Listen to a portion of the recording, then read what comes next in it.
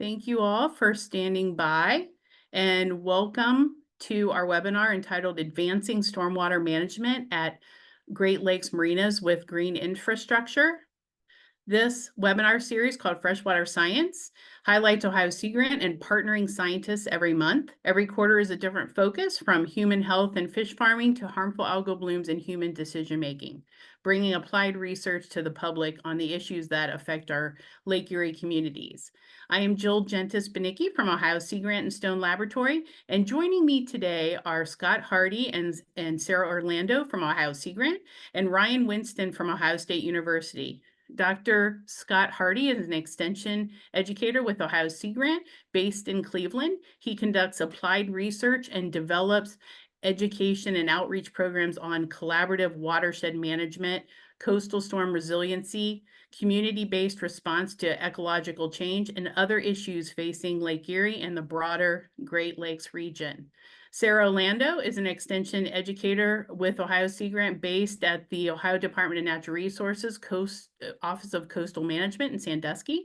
She is the program manager for the Ohio Clean Marinas and Clean Boater programs, voluntary incentive-based programs to help maintain and improve Lake Erie water quality while preserving the economic activity and viability of the marine trades industry. Dr. Ryan Winston is an assistant professor for the Department of Food, Agricultural, and Biological Engineering within the College of Food, Agricultural, and Environmental Sciences at Ohio State. Dr. Winston's research is focused on runoff hydrology and water quality and performance of stormwater control measures, often with focus in urban environments. His current broad and applied research program spans runoff hydrology, stream and drainage management, stormwater control measure performance, modeling of urban runoff and water quality, and quantifying ecosystem services. We're delighted to have all three of these speakers here today to discuss their collaborative project. Before we do, just a few mentions about the webinars themselves. During our presentation, all participants will be in a listen-only mode. Afterwards, around 12:30, I'll conduct a question and answer session. If you would like to ask a question during the presentation, please feel free to pull up that chat feature at the bottom of your screen, and I will collect and pose your questions out to each speaker at the end of their presentation.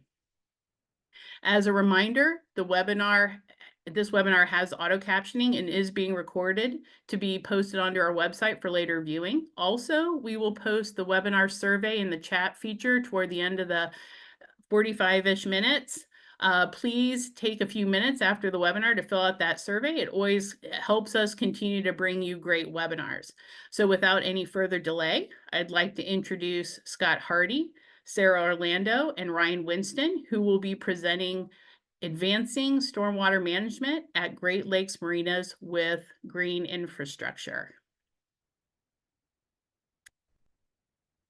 All right.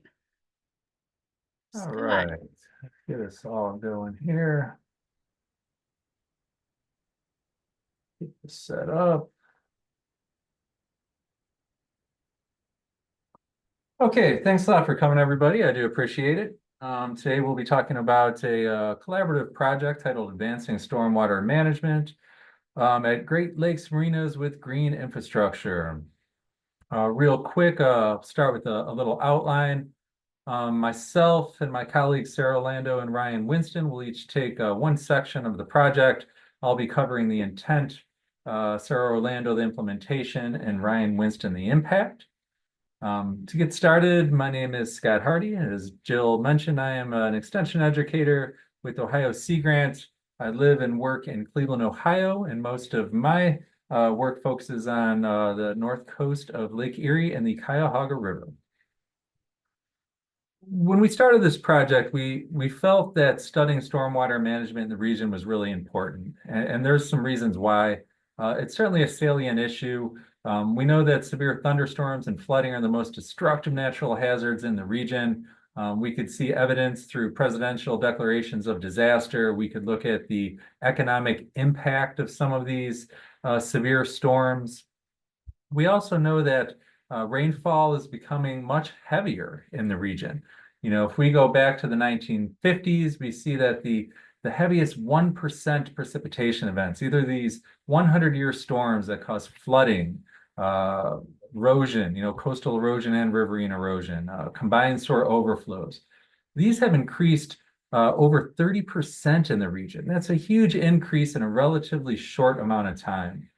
And if we dig into the data even a little bit further, if we look specifically at Northeast Ohio, not just the whole Great Lakes region, we know that you know, certainly that evidence is corroborated that we have still a big increase in those 1% storms, but more impactful, there's also a greater amount of precipitation that falls in each of these storms. So what I mean by that is that we're seeing more severe storms in the region, and those severe storms are actually bigger and dropping more rain than in the past. Now, this has some pretty big implications in terms of how it impacts assets, things like businesses, transportation routes, exposed utilities. So this sort of led our project team to think about ways that we could utilize green infrastructure to try to both manage or capture some of this increase in runoff, but also to try to help remove some of the contaminants in this runoff that can have negative ecological effects on Lake Erie, the tributaries draining into it, and some of the bays and marinas that sit along the coast. So for this project, our goals were to work with coastal marinas throughout the Great Lakes. I think this is a really important partner to target. Marinas, coastal marinas kind of sit at that terrestrial aquatic interface, all water in a watershed that passes through that marina station. You know, it provides an opportunity for us to try to better manage that water, again, for quantity and for quality. Our goal was to create a decision support tool that could then be used by coastal marinas as well as local governments and practitioners to try to identify means to address this increase in precipitation events. In order to do so, we partnered with several marinas to install and monitor a suite of green infrastructure practices. And then on the back end, we tried to measure the success of these pilot projects to show what works and maybe what doesn't work so well, and to provide a roadmap for, again, marinas, practitioners, local governments who might be interested in adopting some of these practices in order to better manage stormwater runoff at their own sites.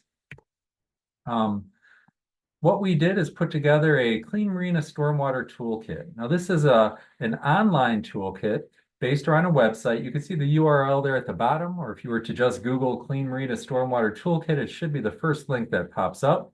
But it's sort of a one-stop shop for anybody interested in learning about how green infrastructure can be beneficial to coastal marinas in terms of addressing water quality and quantity issues. The website holds all sorts of really important information. It has a section that simply introduces green infrastructure for those who've never heard of it, basically using other elements of nature to restore sort of natural processes that help manage water. We have individual sections on a whole suite of green infrastructure practices that might be beneficial to coastal marinas, as well as other stakeholders.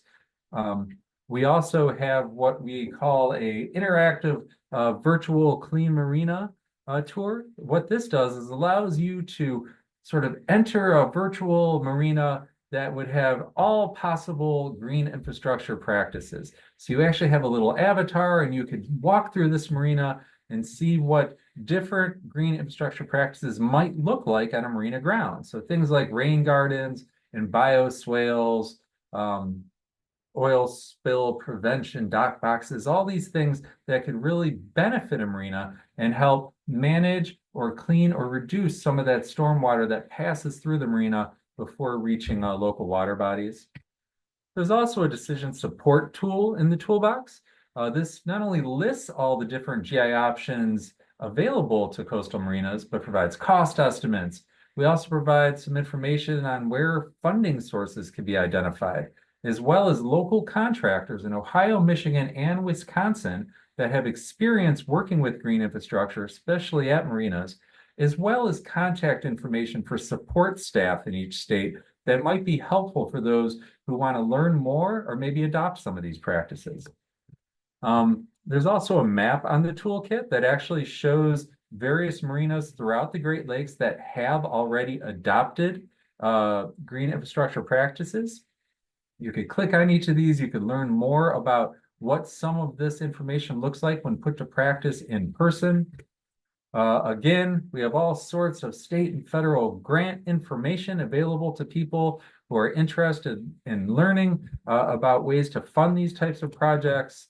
We have information on people living and working in each of the 3 states that were part of this project that have experience in this field and that can help direct sort of future decision making. So I certainly hope and encourage all of you to check out the website, to check out our online decision support tool, and hopefully some of the information on there will be helpful. Now, a big part of this project really came down to implementation, developing partnerships, not only with marinas, but with practitioners and local governments in each site, and trying to develop that network of individuals and organizations that support this type of work. And to talk about implementation, Sarah Orlando is going to take over. Sarah? Thanks, Scott. I had to get my mouse to the right pointer. All right, hi everyone. So Scott covered a little bit of what the intent of the project was and some of the outline of our toolkit that we put together ultimately to advance the implementation of green infrastructure at marinas in the Great Lakes as part of this project. I'm going to share over the next few slides some best practices and lessons learned on how we actually implemented this project. So Scott, if you can go to the next slide, I'll start, and I'm just going to kind of go through these fairly quickly because I know we've got a lot to cover today.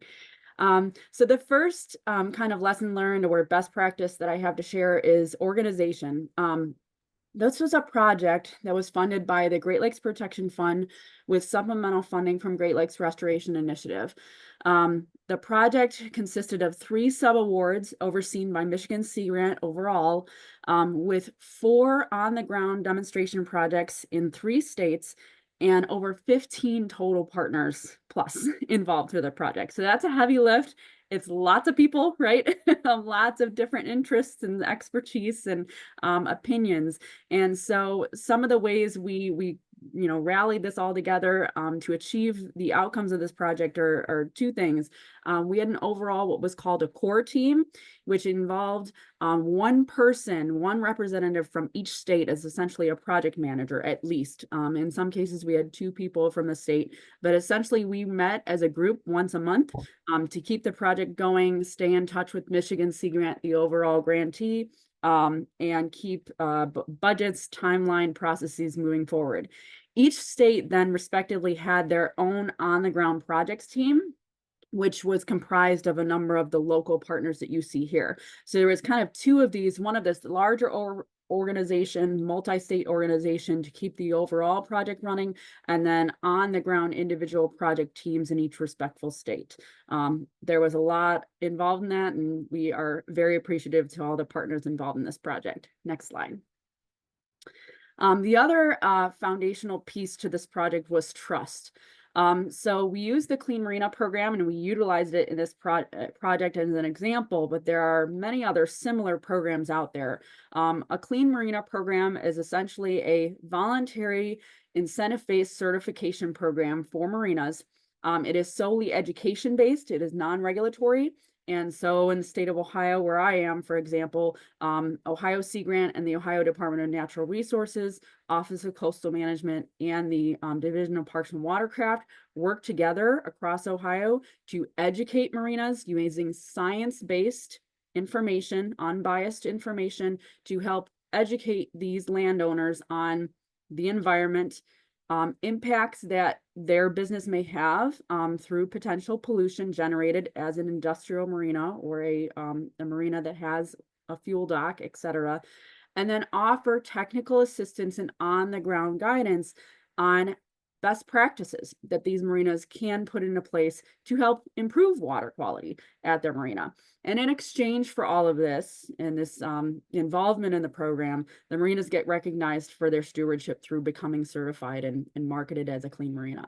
The key foundation of this program is trust. So by leveraging Clean Marinas in who we sought to get involved in this project, we were taking folks who already had a vested interest in the environment, and you know, that kind of helped us get a step up and already a jump start in having good end user landholders to have these projects implemented. So that trust was really important for getting them involved. Thank you, Scott. So designing with the end in mind. So there were two approaches here.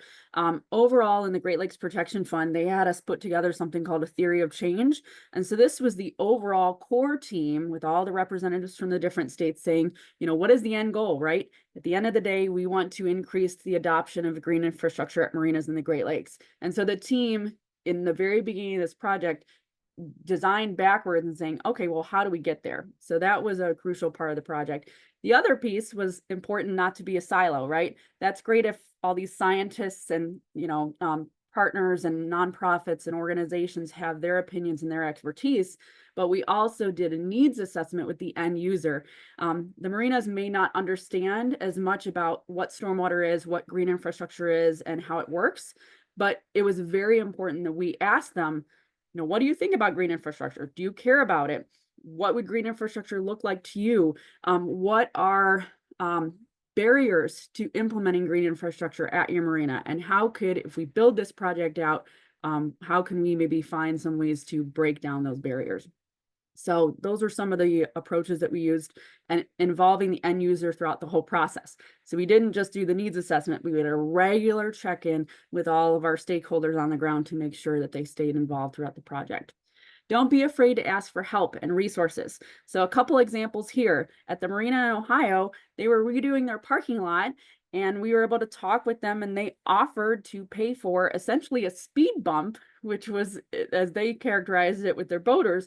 But what it did is it actually, we had two different stormwater practices that were put in place. And because of this speed bump that the marina paid for, we had very well designed separate watersheds where the runoff could go into and be separated into the two different practices, which allowed for great monitoring. So the marina paid for that on their own, volunteered to do it. We just had to ask. So don't be afraid to ask, you know, this is somebody that they're getting this practice on the ground. It's okay to get their buy-in and have them have some skin in the game. Also, we worked with a company, Context Solutions, who did this media filter that Ryan will talk about. We had monitoring on this. So rather than having somebody come from Ohio State University as much to do the monitoring, we were able to work with the local Soil and Water Conservation District right up the road to help collect some samples and send them to the lab. So again, using resources to help save money. Also contact with it being a, you know, a best practice that can showcase their work. They were able to partner with us for a couple years, their project, to help with maintenance. So again, leverage these resources, use them for cost savings and efficiency on your project. Next slide. Communication and commitment. It was essential for us to have regular communication with all partners, the design engineering team, the outreach team that have this bright big picture like me that's like, oh, we're going to use this project to promote green infrastructure. Well, we have to all have conversations with the design and engineers of, okay, well, what does that look like? The marina owner. We have a really important in the bottom right hand picture there. You have that as my reminder. They want a nice view shed, right? So while some green infrastructure projects may have a really nice set of trees and things, they didn't want that to impede the boater's view. So we had to design and have regular conversations with the marina owner about, all right, what are the best plants to use that are low maintenance? So we didn't have a large variety of plants. We only picked a couple of them that they could know which ones are weeds and which ones are the green infrastructure plants. And then also designing it so that it worked well within the marina for that setting. Next slide, Scott. Finally was respect. I am borrowing this slide from my colleague, Julia Nordic with Wisconsin Sea Grant in a presentation that we did together.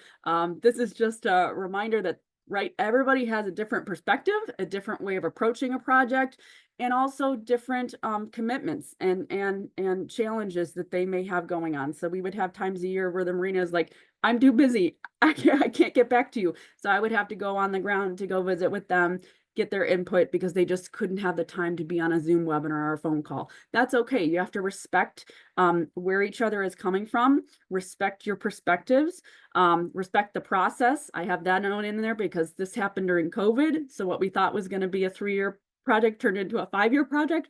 It still worked out great, but we have to be adaptable. We have to respect how things work, respect each other. We had a lot of hard conversations in this project, and I think what made it so successful is we worked through it, had some good discussions, and tried best to understand where each other was coming from, so that we respected like the engineers' perspective on stormwater best practices and how you talk about it.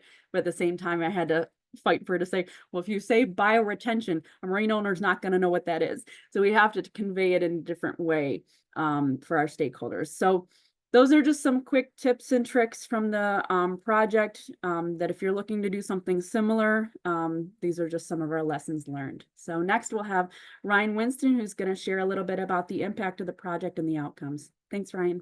All right, thanks very much, Sarah. Yeah, so excited to be here and to share a little bit with you about the implementation of the different green infrastructure stormwater controls, and also a very tiny bit about the monitoring and performance outcomes. So Scott, next slide.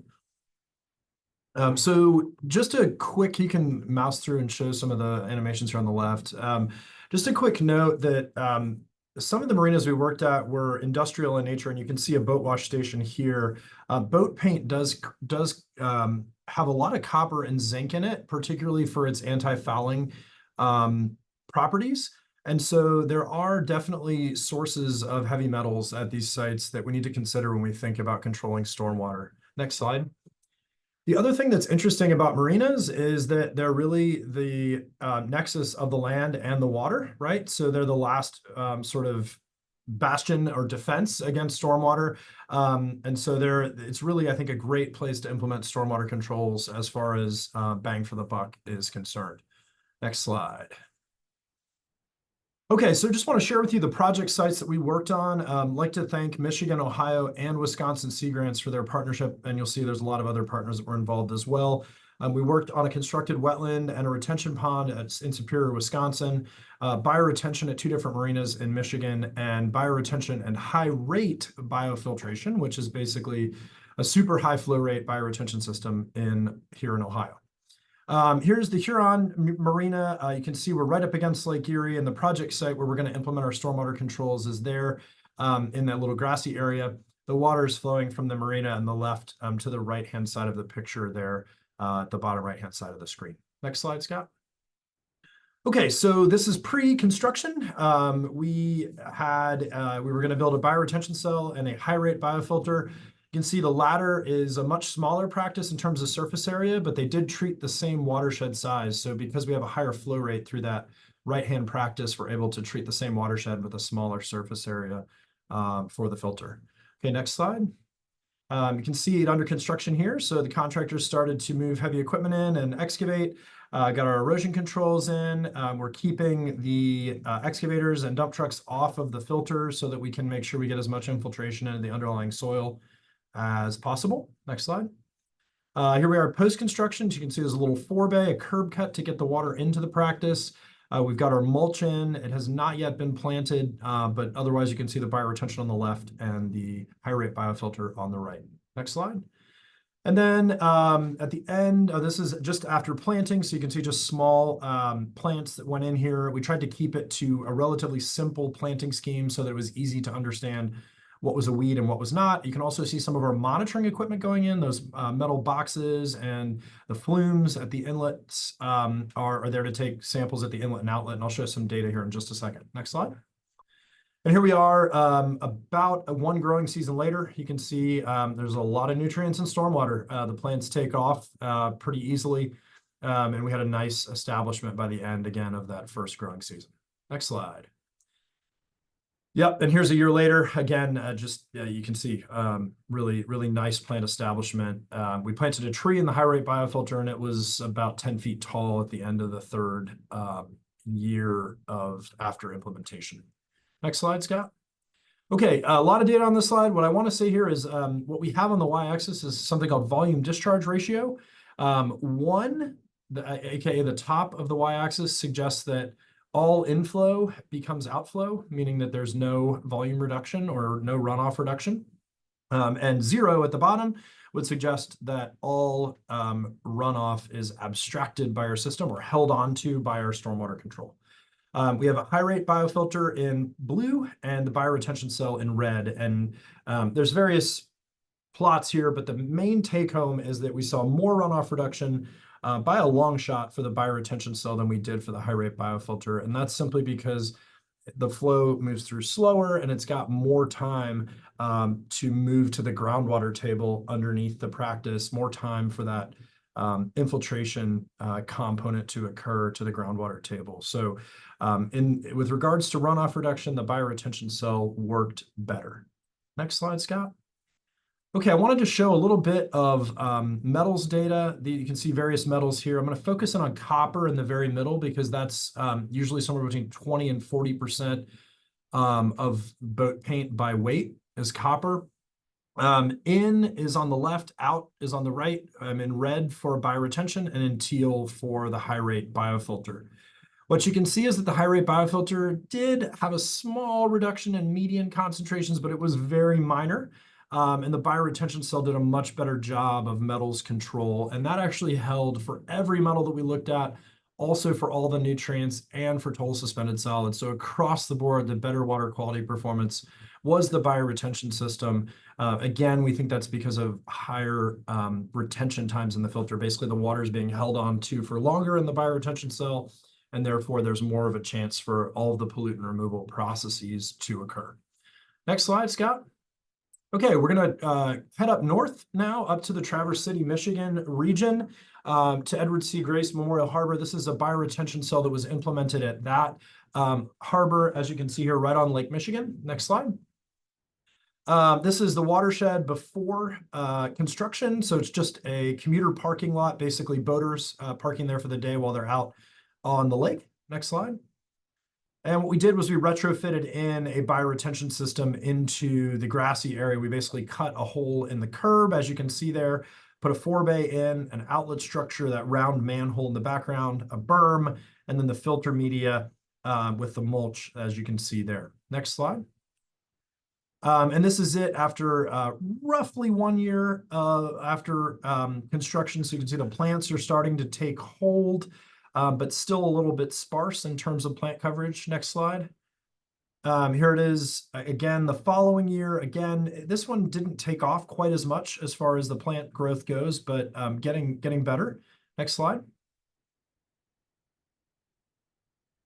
Okay, and here it is after 3 years in the ground. You can see we're finally pretty darn good plant coverage. The tree is getting much larger, as you can see there in the middle.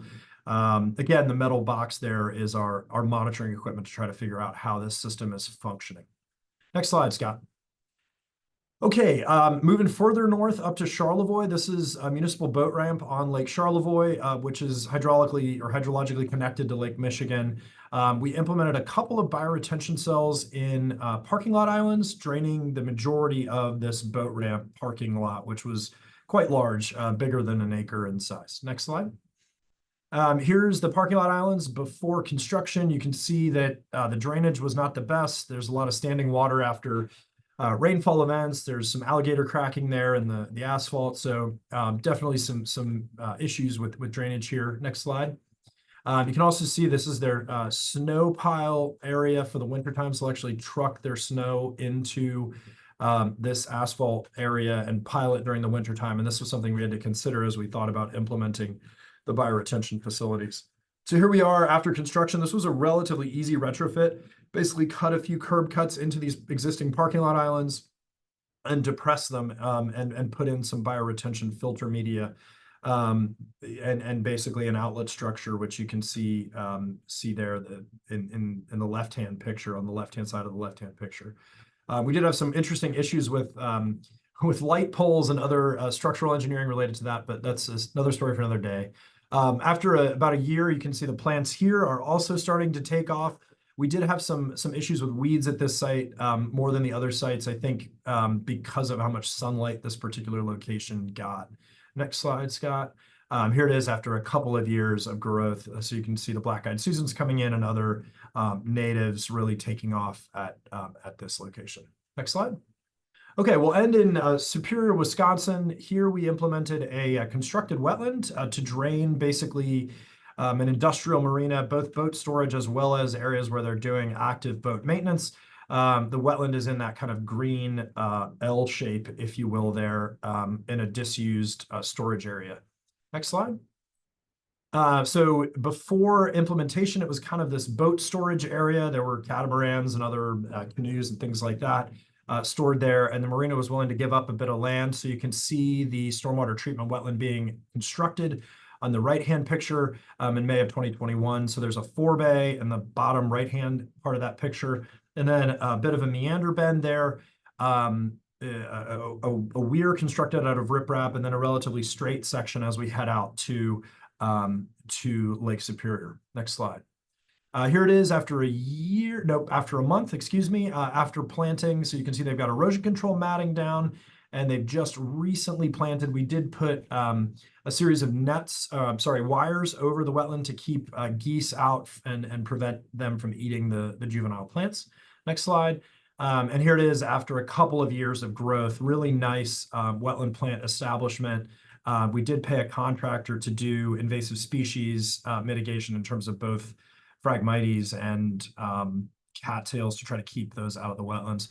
And we were able to save all of the birch trees at this site, which is one of the things that the city was very interested in at this location.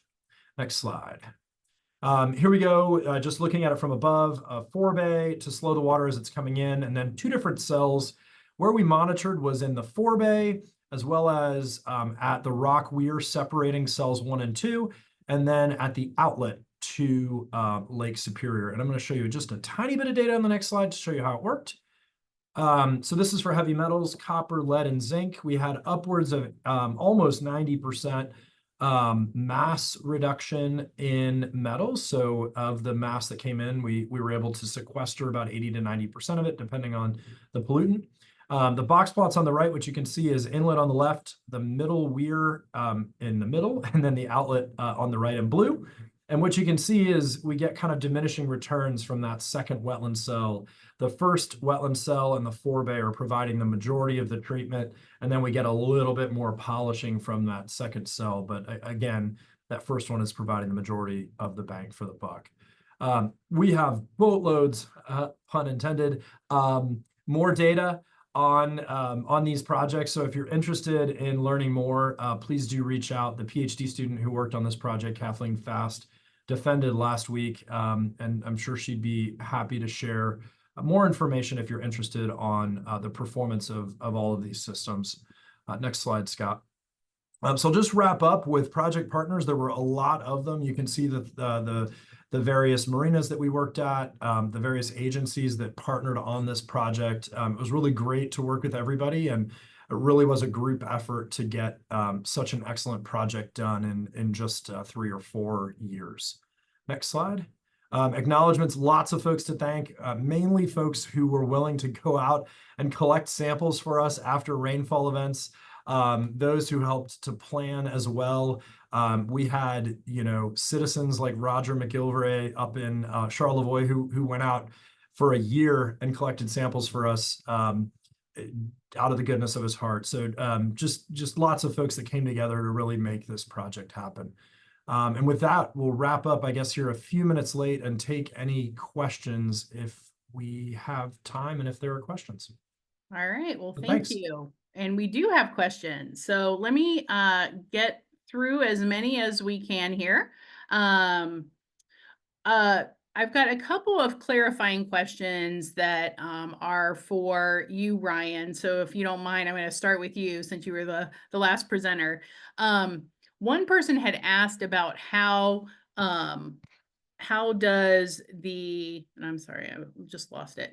How does the high rate biofilter work? Yeah, so great question. So it works very similarly to a regular bioretention system, except that the filter media is quite a bit different. The filter media tends to have more small gravel in it.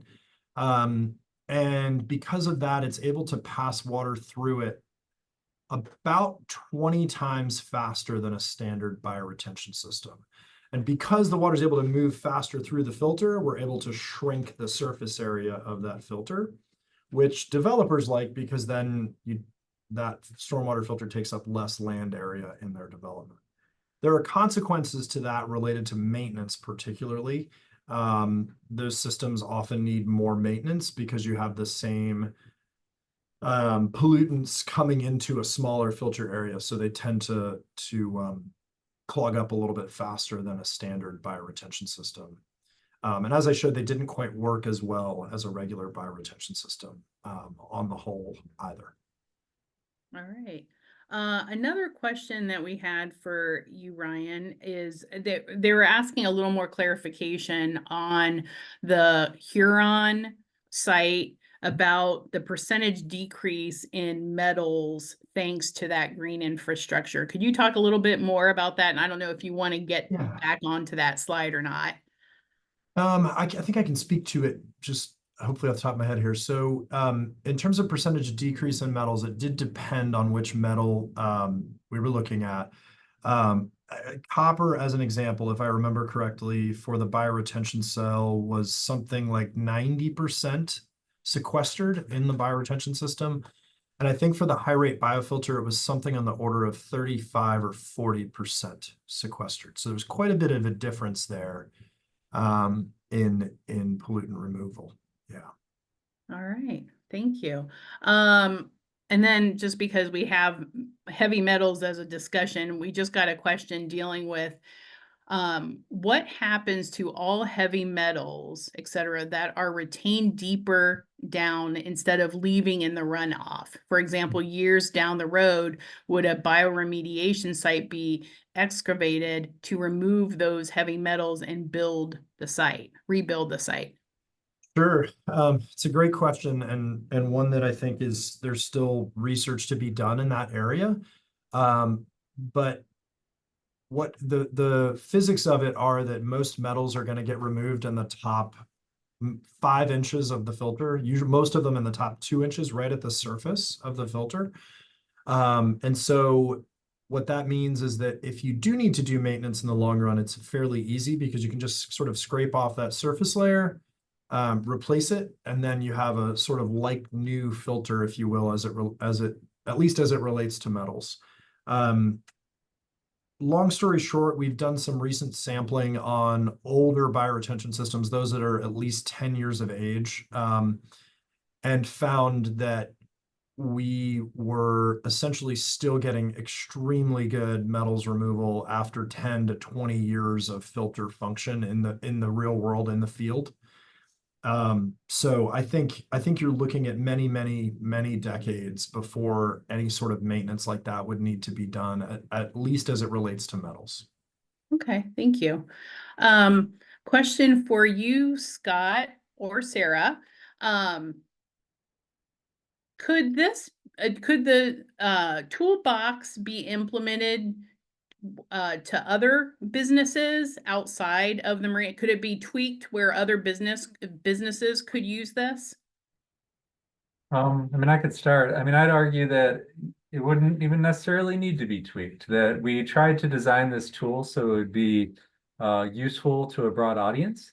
Obviously, we partnered with Coastal Marinas, so that was, sort of our original target. But, if you looked at Ryan's slide with all the project partners or Sarah's both, it was such a large group that included a much broader array than just marina owners and operators.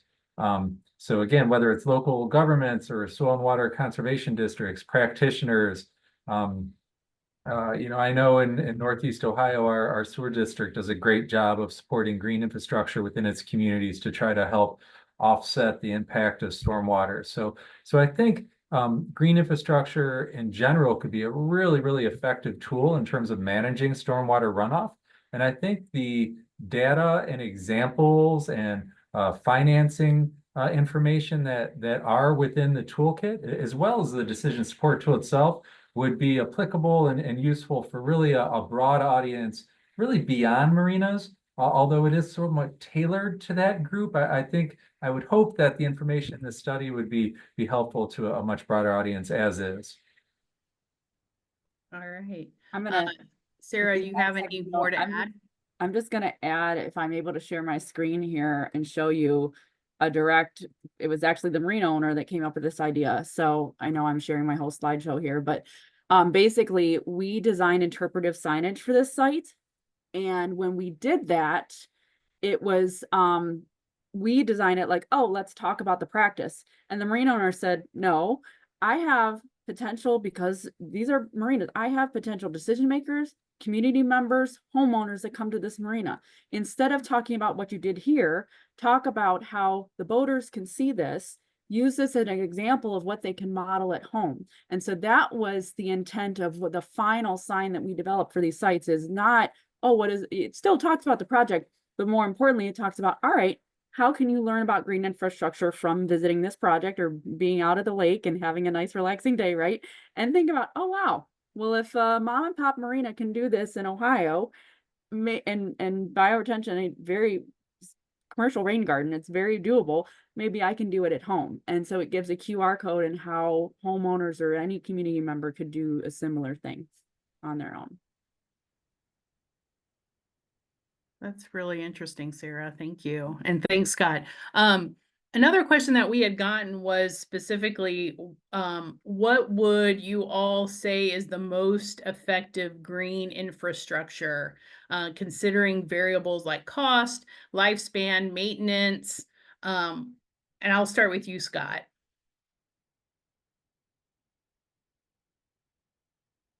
Oops. Sorry, there you go. Could you say that again, Jill? I was having some technical No, difficulties. no, you're totally fine. I wanted to get your thoughts on what you would all consider to be the most effective green infrastructure, considering variables like cost, lifespan, maintenance, in addition to the pollution remediation.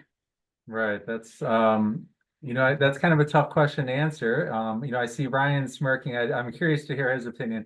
My response would be that there is no best. That the beauty of green infrastructure is that different sites, different environmental situations would deem different practices more or less effective and efficient and adaptable and all those good things we're looking for. So, if you're just a homeowner and this interests you and you want to get started, something as simple as a rain barrel, really easy, efficient, cost effective. What a great way to get started to help offset increase precipitation on your own property. But on the other hand, if you're a large scale municipal site that has government funding and you have a lot of impervious surface, like a large parking lot where, possibly trucks or cars, or in our case, boats or earth moving equipment, some of these larger scale heavier contaminants that might have more copper or zinc, whatever we're talking about, depending on the situation, and more oil or gas, whatever. Possibly a bioretention cell would make more sense there, because you'd simply have more water entering the system. You'd have different contaminants that you're trying to filter out rather than just capture water. So two different sort of functions, if you will, that you're seeking. So it's kind of a cop-out, Jill, but I don't think there is a best practice. I think there's a best practice maybe for each specific site. And that's exactly what we tried to address with the decision support tool. We provide an opportunity for individuals or companies, landowners, organizations, whatever, to use this tool to try to identify practices that would fit their parameters in terms of size, in terms of function, and in terms of cost. All right, thank you. And I will put Ryan on the spot here, since Scott had asked what his thoughts were. So Ryan. Yeah, I think Scott put it really well, and I'll agree with him across the board. I think the one thing I would add is that, site constraints are really going to lead you in the direction of a best fit. So a lot of the marinas we worked at were actually very tight in terms of real estate. There wasn't a lot of room to do green infrastructure practices. There was a lot of pavement, buildings, boats, as you might imagine. So that was one constraint. Another is certainly your precipitation patterns locally. So, how large are your large storms? How, what's your 80th or 90th percentile storm, which is where a lot of these green infrastructure practices might be typically designed.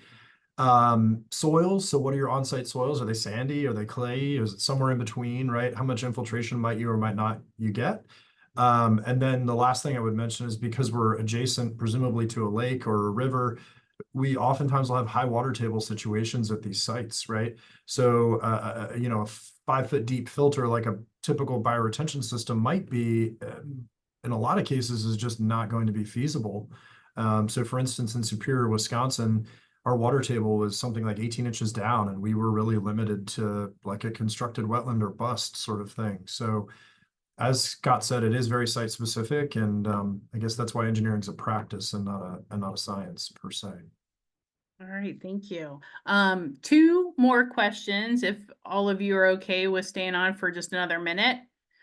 The question that we had was, are there efforts to work with businesses to help them understand the long-term benefits? Is the pushback, it's too expensive? Is that the common issue? And I'll start with Sarah. Yeah, I'll share my perspective with the marinas. So cost is always the number one factor, I feel like, across the board. But I think that's why it's so important to have the setup that we did with, right, you've got obviously a grant funder that's willing to support this, and I will stress, and I continue to stress this, the need for more public-private partnerships where you have the recognition that across Ohio, for example, 80% of our shoreline is privatized. And so we don't have a lot of public space where you can put these types of practices. We have to find ways to adapt and use our dollars in a public space or in a private space for public benefit, and realize a way to make that happen. But for the business owners, cost is certainly a factor, but it's also, you can help address that barrier by having on the ground outreach people, instead of just saying, oh, here you go, here's some great stuff to do, good luck. Have somebody talk to them about, help them understand the reality of it. It is overwhelming. Help them explain it to it in easy to understand terms. At the end of the day, these are some plants. You got to mulch them a couple times a year, and we can help with that. We can categorize it as a community cleanup, so you get good PR out of it. We do field trips, so there's this looking at truly the other benefits and ways to help. Okay, instead of just seeing the cost as a sole factor, well, what are other ways that we can help counteract that cost or make it more accessible to you? And those on the ground partners are essential for that. All right, Scott, any additional thoughts on that? I mean, I guess I would just agree with Sarah. I mean, other than saying, I strongly believe what Sarah said about the private-public partnerships, and if 80% of Ohio's coast is private, there's a lot of work to be done higher up in the watersheds too, right? And when we think about this from a watershed management perspective, we in this project targeted that area where land meets water, but there's a whole lot of opportunity to reduce stormwater runoff, or to at least remove contamination from stormwater much upstream throughout the watershed. And I think we're talking about more and more private land, right? So the more we could sort of help facilitate, us as extension educators, Sarah and I, the more that we could help facilitate some of these partnerships and help identify resources that private landowners could then tap into to collaborate on some of these projects. I think there's a whole lot of opportunity there to make gains in terms of stormwater management. All right, last question. 5 years of this project, what would each one of you say was the key lesson learned from this project? I'll start with Sarah first. I think for me, the number one thing is choosing it, when we're talking about something like this, when on a ground demonstration project, choosing the right landowner. I think we truly, at least in Ohio, this is my experience in Ohio, we chose a family-owned mom and pop business that has been, just in our perspective, with the Clean Marinas program since we started. They have a vested interest. They truly were as passionate about this project as we were. And I don't think we would have the success that we have had and the engagement that we've had and willingness to like, hey, yeah, we'll help you out if we hadn't have chosen a good end user to start with. So that to me was key. All right. Thank you, Sarah. Scott, your lesson learned. My lesson learned would basically expand on what Sarah said. She said that picking the landowner or working with the landowner is important. I'd expand that to say the whole sort of project team. So, we had a lot of people that all kind of brought a different expertise. Sarah runs the Clean Marina program in Ohio. Ryan and his team at Ohio State have the experience in the monitoring.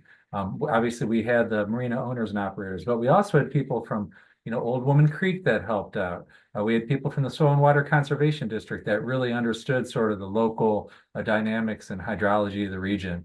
So it's really is this sort of idea that, it's going to be messy at times and there's going to be a lot of moving parts and quite frankly, a whole lot of work.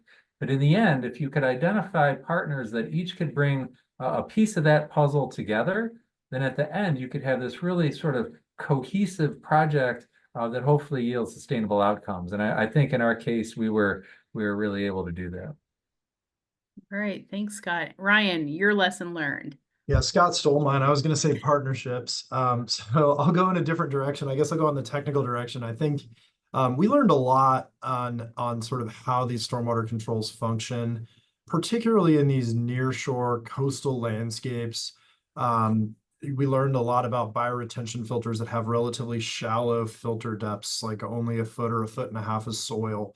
We learned about, coastal wetlands located over sandy soils, like the one we looked at in Superior, Wisconsin. I think, that wetland actually infiltrated a lot of water, which is dissimilar from a lot of other naturally occurring wetlands. And so I think, that kind of practice can be a really effective one in the Great Lakes region and frankly, around the country, in those areas where you have sandy soils and high water tables. So, there's not a lot of data out there on a lot of the particular designs that we looked at. And so I think in the near term, in the next, 2 to 5 years, the data are likely to inform better future designs of stormwater treatment infrastructure, stormwater controls in the Great Lakes and beyond. All right. Well, with that, I think this was a great way to close. So I'll wrap up here. Want to thank Scott Hardy, Sarah Orlando, Ryan Winston for their willingness to talk to us today about their project. This was really an excellent discussion. I think so many people now have some great ideas. So thank you again for your willingness to present. I would like to ask the audience if you could, our survey URL for this webinar is in the chat feature, so please take a few minutes to fill that out. This webinar series is sponsored by Ohio Sea Grant and will continue in August with Dr. Jan from Cleveland State University talking about his research of investigating hypoxia dynamics in the Lake Erie. The registration link is in the chat. Thank you again, Sarah, Scott, Ryan, and all the participants on this webinar. We really appreciate your willingness. We hope that this was beneficial and hope that you'll join us again in an upcoming webinar. Thank you again, all of you, and have a great afternoon. Thanks again, but all three of you. This was great. We really appreciate it. Thank you.